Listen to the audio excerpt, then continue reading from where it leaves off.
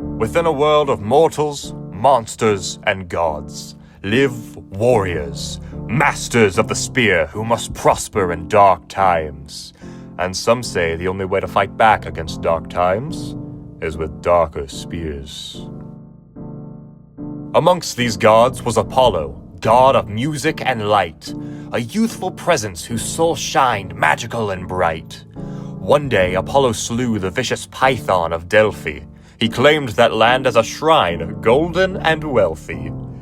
Afterwards, Apollo strolled home on a victory tour. That's when he encountered Eros, a young, troublemaking god of love and desire, wielding a bow, a weapon meant for war.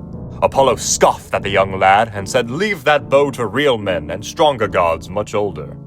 And then Apollo strolled off with pride, feeling a whole lot bolder. But Eros was angered, humiliated, and mocked. He pulled an arrow and struck Apollo where he walked.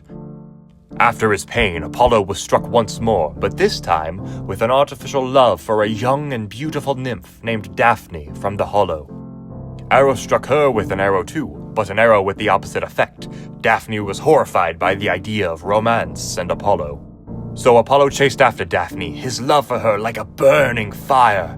And Daphne fled the scene as fast as she could, repulsed by Apollo's desperate desire. They both ran far and wide in a dramatic dance, but this story was not to end in sweet romance. Apollo kept chasing her, his love growing stronger, and Daphne ran until her legs could not carry her any longer. Once she reached her father's river, she fell to her knees and cried out to him in a desperate plea, "Please, O father, take away my appeal and everlasting beauty." Her father Peneus granted her wish, and before Apollo's very eyes, Daphne was magically transformed into a laurel tree underneath the clear skies. Though she found peace, Apollo was heartbroken by what he could see. He put his hand on her bark and said, "If you cannot be my sacred love, then you shall be my sacred tree." He then used her leaves to make himself a laurel crown. He declared that the tree is meant for heroes, poets, and kings from all around. Apollo took what could have been a tragedy of a romantic story and twistedly reshaped it to benefit him in his rotten glory.